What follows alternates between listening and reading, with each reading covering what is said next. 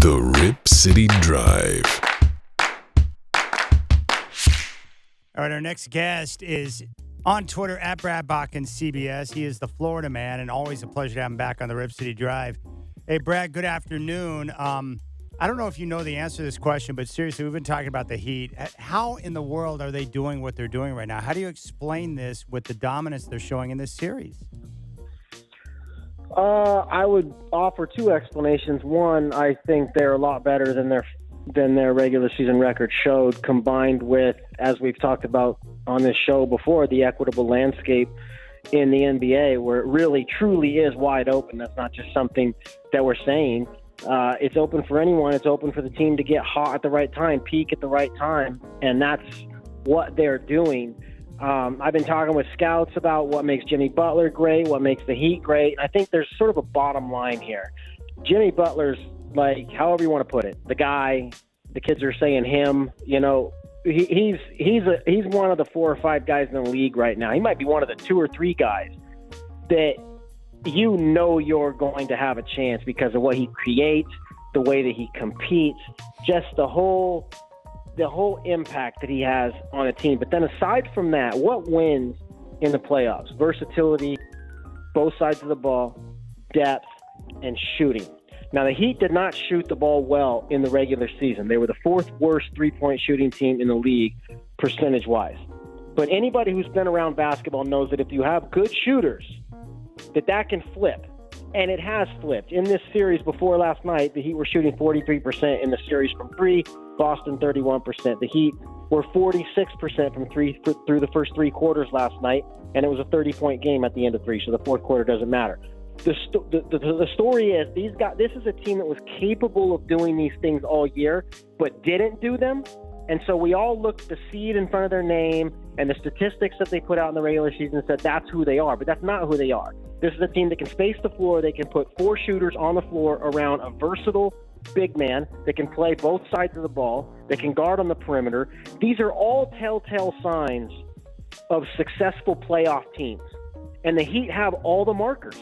They got the shooting, they got the spacing, they got the depth, they got the versatile big man, they got the superstar. What don't they have? And that's what I think's happening. On the other hand, Brad, what's going on with the Celtics? Well, that's a layered question. Yes. Sorry. There's a lot going on. Yeah. You know, it's funny. I was sitting next to a Boston reporter last night at the game, and we got to talking about, because he was moaning the whole game about what Boston's doing wrong. And it's funny, everybody looks out their own window, right? Like you guys, when the Blazers aren't playing well, it's like, what could they be doing differently? What could Chauncey be doing differently? You know, Simons isn't playing well, whatever. But that's how Boston people see it. I'm looking at the game last night, and you know, everyone's saying, "Oh, Tatum didn't come through," and it's like, well, if you watch the way the Heat played defense last night, like, they are not getting beat at the point of attack. There is some level of this where we have to credit the Heat. Nobody can get past their initial defender, so the defense isn't breaking down. And on the few occasions that Tatum did get into the paint last night, man, the Heat, they close down from the wings and then fire back out to shooters as fast as anyone you've ever seen. So a lot of these opportunities are being shut off. Now, having said that, I know the romantic idea that superstars are supposed to rise above all that and still get their 30, and Tatum's not doing that. Jaylen Brown is being significantly outplayed by Caleb Martin, and Joe Mazzulla is showing some rough edges here, right? Like, his rotations are a little bit off. He's not calling timeouts. This has been well chronicled. He's letting runs go on and on. To me, the biggest mistake that he's doing is that he's sort of like out of ammunition. I don't think they should be putting the ball in the hands of Jason Tatum at the top of the key, where the whole defense, like I said, Miami is on it right now. They are shutting off all penetration, and they are closing down off the wings and firing back out the shooters. They've got their bases covered. Their rotations are on point. So to think that Jason Tatum's going to just stand out at the top of the key where all 5 sets of defensive eyes are on him, and he's just going to consistently create offense like that with just a simple ball screen, it's not going to happen. I think they should have him off the ball and be catching the ball in movement with forward momentum, and he can get into the gaps Marcus Smart had 10 assists in the first half of game 1. I think that's their better setup, and that they haven't gone back to that shows some inexperience from Missoula, where it seems to me he's sort of just going, man, I'm out of ideas here. Let's just give it to our best player and pray. And that's not great coaching. So there's some things that I think the Celtics are obviously going to look in the mirror about and say we could have done better. But I still think the overarching thing that's going on in this series is that the Heat are no freaking joke. They are on it right now in every element that a playoff team can be on it. You know, Brad, I've been dying to ask you this because you're down there, and I know you know their situation better than anybody. All of these undrafted players who are not only playing, they're playing extremely well in pressurized situations. How do they find these guys, or how do they develop these guys? And what percentages finding them and what percentages developing them? What is their process in this quote-unquote Heat culture? Yeah, but don't we all kind of get sick of hearing about the Heat culture? It's just like, oh my God. That's why I air quoted it. Yeah. It's nauseating. But then this stuff keeps happening, and it's like, I'll be damned, it kind of is a thing. I think here's the deal. I think that the Heat are smart about pursuing the right kinds of players. And I do mean from the standpoint of they play the game right and they buy in and all that romantic stuff. But what all those guys do, look at a Gabe Vincent, you look at a Caleb Martin. These are guys that can play both sides of the ball. So you look at these lineup compromises that other teams are having to make. Like, look at the Lakers tonight. They're not starting D'Angelo Russell in this game. Why? Because he can't play defense. They have to make the decision: are we going to go with an offensive lineup with D'Angelo Russell, or are we going to go with a defensive lineup with Jared Vanderbilt, but he can't shoot? There's always a trade-off. But the Heat don't have guys like that. Gabe Vincent is their point guard, and he can play both ways. They don't have to make that lineup compromise. Caleb Martin can play both ways. Jimmy Butler can play both ways. Bam Adebayo can play both ways. So they get guys that they don't have to hide, like the Warriors have to hide Jordan Poole, or the Blazers spent years hiding C.J. McCollum and Damian Lillard. The Heat don't have to hide anyone. The closest thing they came to hiding was Tyler Hero, and I don't think it's a coincidence, as talented of a player as Tyler Hero is, that they're doing what they're doing right now with him out. There's nowhere to hunt on this team. So I think when they go find these guys, it's like, okay, he can shoot, he can handle the ball, he can put the ball on the floor, he can play in a system, he can play both ways. And if you have that fundamental ability, now they have this, quote, culture where they give you the opportunity, where it's not just who was drafted higher, who we paying more money. No, I think a lot of those politics don't come into play in mine. It's like, if you can play, you get the opportunity. And I think there's a lot of talented guys around this league that aren't in that situation. They're not going to get the opportunity. And even if they do get on the court, they won't have the green light to shoot. Like Gabe Vincent last night, undrafted guy, he's firing up one-on-one contested isolation threes because he has that freedom. It's like, once you earn the trust of Eric Spoelstra in practice, it actually carries over to the game. And players really feed off that. Duncan Robinson, it's like, okay, this guy's got a skill set, where other teams might look at that and say, he can't play defense. The Heat look at it and say, man, this guy can shoot. I'm going to figure out how to use that. That's what he does well. And now they make him into a $90 million player, and he's spacing the floor for him. And I just think they're very smart about taking what guys can do and then giving them the opportunity to do it. We're talking with Brad Botkin, CBS Sports, here on the Rip City Drive. With the Celtics, if they get blown out, and it certainly looks like they are in 4 games by the Heat, do you think they'll run it back with Mazzulla, Brown, and Tatum?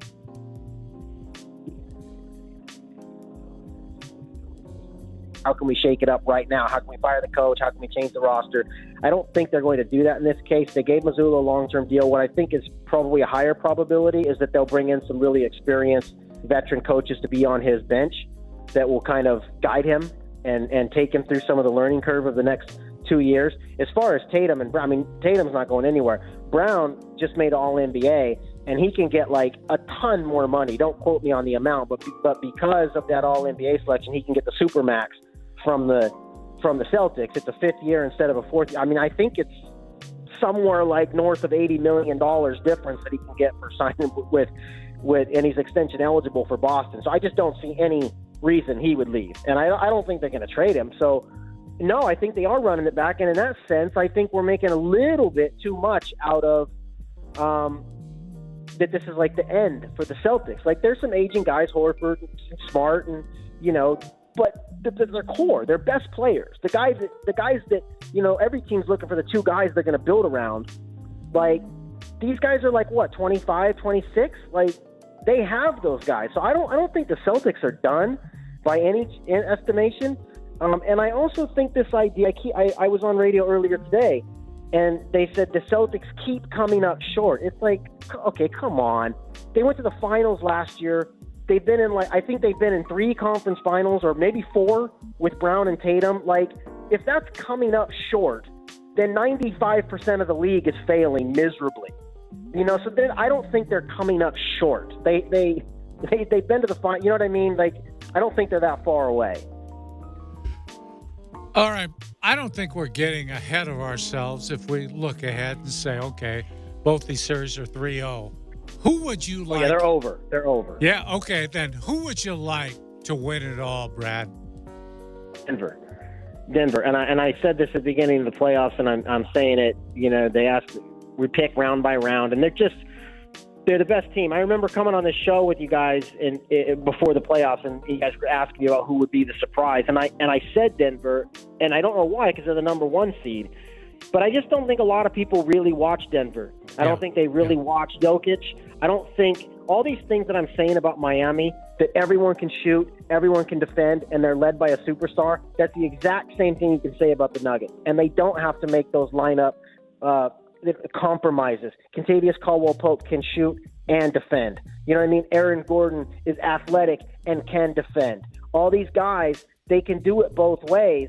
And the way that they're defending, like, everyone has this idea that Jokic isn't some great defender. And as you learn every year in the playoffs, every year we learn that defense is about team. It's about everybody rotating together. And if you're doing that, like this idea that, an individual defender would be a big problem, we're finding out that's not it. That's not it. These guys cover for each other. They defend. They rotate like Miami. They fly out to shooters. And when you surround a player like Jokic, who's going to get everybody involved with shooters, with Jamal Murray and Kentavious Caldwell, all these guys can shoot. They were the best three-point shooting team in the league. There's just really no way that they're not going to get a great shot. And to me, ultimately, that's what playoff series comes down to. Which team consistently gets the best shot?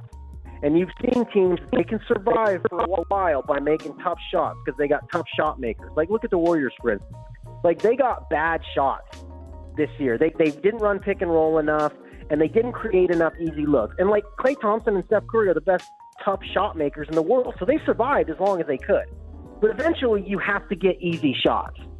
And the Nuggets get the easiest shots of any team in the league because of Nikola Jokic. He guarantees you a good shot every time. Either you single cover him and he kills you, or he double team him and he kills you. And for that reason, I think that they will beat the Heat.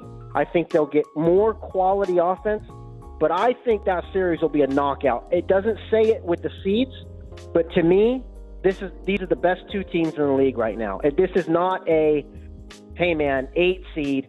Can they pull off one more Cinderella run?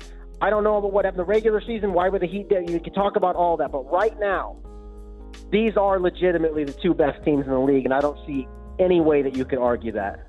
I agree. One final question. What's your takeaway from the Blazers winding up with the number 3 pick coming out of the lottery? Big win. A big win, right? They were, slotted 5th? Yep. And to get up into that 3, where I think this is a deep draft, but correct me if I'm wrong, there's a pretty hard cutoff line at 3, where it's Miller, Scoot, and, of course, Wembanyama. It would have been great to get Wembanyama, but to me, that's the blue-chip asset that the Blazers have been looking for. To me, you go out and you package that up. They got some players. You can throw maybe Simons. Now you have a blue-chip asset. If you really, truly want to build around Dame and give him a shot, and if you don't, and you want to actually be like, you know what, we're gonna move off of Dame, which I wouldn't do. I think you're gonna find life after Dame to be pretty disgusting. But if you want to do that, you have at least got a blue chip asset to move forward with. I think it was a big win for them. They get into the 3, they give themselves options. And I personally would be surprised if they don't package that pickup. That thing's got real value with the possibility of getting Scoot. It's got real value because you look at Charlotte going 2. They've got LaMelo. Do they really want to pair LaMelo and Scoot? I don't know. Maybe Miller goes second, and the possibility that Scoot could be there at 3 gives that a lot of trade value. And I think that that's the way that the Blazers will go. All right, Brad, we appreciate the time. The only bad thing about the Heat doing what they're doing right now, they're going to force you to drive down to South Beach a few more times. You know what I found? I should say my wife found the train. And it drops me. I didn't know about this, but the Brightline train, it drops you off 2 blocks from the arena. Total game changer. Total game changer. How long does it take to get there? Dude, like 12 minutes. No That's traffic. genius. Wow. I know, and it's $13. What? Like I charge my company more for gas. Yeah, $13 to get down there. And, I got to find my way back because the last train leaves. I got to Uber, get a ride with another reporter, because the last train leaves before you can make it after the games. But it's like total game changer. The Miami traffic is hell. So, yeah, big time. That's awesome, buddy. Well, we appreciate it, man. Enjoy it, and we look forward to these finals. All right, thanks, guys.